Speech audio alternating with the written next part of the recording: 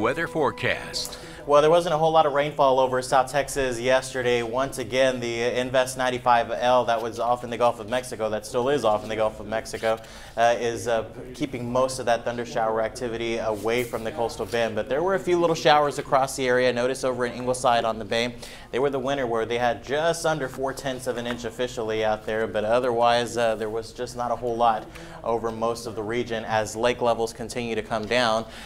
This is as of yesterday morning, 53.7% over at Lake Corpus Christi, 36.7% over in Choke Canyon. So we're still holding on to a combined capacity of 41.5%, and that's going to continue to head below 40% as we head into the months, or I should say the weeks ahead for July, and certainly by the end of the month as well.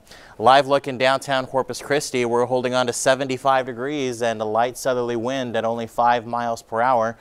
75 from Three Rivers down to George West, Kingsville, Fremont, you're included, even 77 over in Sinton, and out near the coastline, that's where we're continuing to hold on to some of those temperatures into the lower 80s. But the thunderstorm activity is oh so close, but yet so far away from us here, and that's where we're seeing all the lightning that's pushing away from us and towards the Victoria Crossroads. However, we have a couple of little thunder showers just to the north of Rockport, moving through Fulton right now over Copano Bay and over near Aransas Bay as well. These are slowly pushing up to the north and away from the region too. But again, once again, the good lion's share of the rain is well northeast of us around Houston and pushing up around Louisiana as well, going along I-10.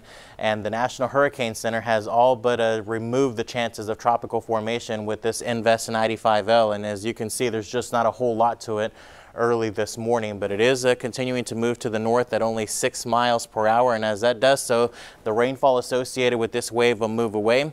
We're not completely done with rainfall just yet. We could still see a couple of heat-induced little thunder showers throughout the day associated with the afternoon sea breeze, so I can't completely remove rainfall. Fingers crossed you may get one of those, but for the most part, most of us stay dry. As we head on into Saturday at 4 p.m., once again, a couple of little stray to isolated thunder showers with the peak heating of the day, and then that's certainly going to be it as upper level high pressure takes over. So rainfall amounts, not anything to be overly impressed about. If you happen to get one of those little thunder showers, may pick up a quick 1/10 inch of an inch of rain, or maybe up to a quarter. In the meantime, morning cloud coverage will continue to burn off again, 1 or 2 little thunder showers with the peak heating of the day as we go to about 95 degrees here in Corpus Christi. But look at that, pushing the triple digits for the inland areas, upper 80s to low 90s near the coastline. Bays will continue to be choppy. Boaters and mariners, seas 3 to 6 feet, and that rip current risk is going to be low to moderate out there. So for the next 7 days, again, 95 today, 77 and 96 tomorrow. A few stray thunder showers with the peak heating, and then we continue to get hot, middle to upper 90s all the way through the 4th of July holiday weekend, with heat index values on the dangerous side around 106 to 120.